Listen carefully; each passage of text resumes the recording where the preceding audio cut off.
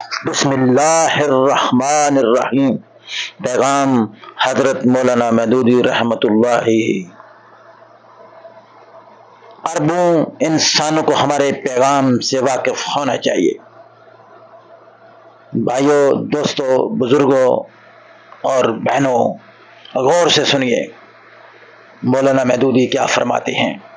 اربوں انسانوں کو ہمارے پیغام سے واقف ہونا چاہیے۔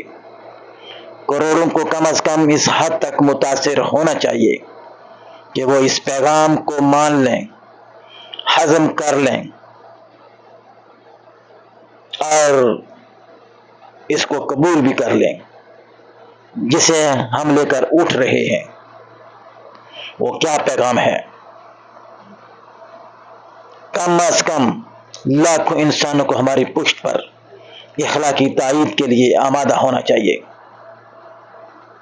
اور ایک بڑی کثیر تعداد ایسے سرفروشوں کی تیار ہونی چاہیے جو بلند ترین اخلاق کے حامل ہوں اور اس عظیم مقصد کے لیے کوئی بھی خطرہ، نقصان یا آزمائش برداشت کر سکنے کی ہمت اور حوصلہ رکھتے ہوں۔ پھر انشاءاللہ تعالی ہماری یہ جدوجہد ضرور رنگ لائے گی اور رنگ لا کر رہے گی، کیونکہ ہم نے یہ ملک دو قومی نظریے کی بنیاد پر حاصل کیا تھا، جس کا مقصد صرف اور صرف ایک تھا کہ ایک ایسا خطہ زمین حاصل کیا جائے جہاں پر کلمہ لا الہ الا اللہ محمد الرسول اللہ کی بنیاد پر اس خطہ زمین کو حاصل کیا گیا، جس کے ہم اللہ تبارک و تعالیٰ کے لاکھ لاکھ شکر گزار بھی ہیں۔ اور یہ خطہ زمین اللہ نے ہمیں دے کر آزمایا۔ کیا ہمارے ارادے اس طرح پختہ نہیں ہیں جس طرح آج سے 77 سال پہلے پختہ تھے؟ کیا وجہ ہے کہ آج ہم کمزور ترین معاشرہ کہلائے جاتے ہیں، اور جتنی زیادہ اس معاشرے کے اندر تبدیلیاں رونما ہو چکی ہیں؟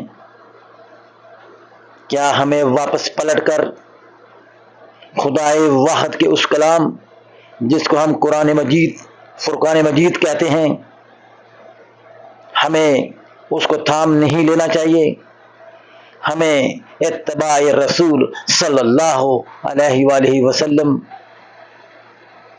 پہ عمل پیرا نہیں ہونا چاہیے؟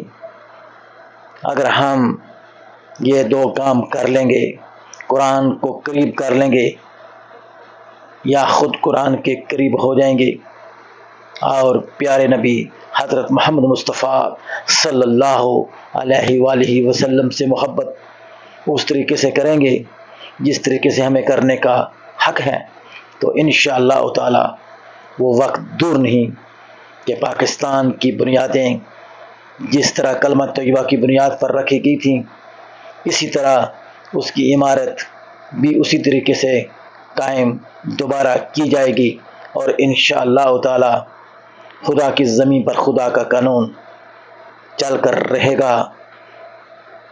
ہمارا ارادہ ہے، ہماری کوشش ہے، انشاءاللہ مولانا مودودی کے اس خواب کو پورا کرنے کی اللہ ہماری مدد فرمائے گا، انشاءاللہ انشاءاللہ انشاءاللہ۔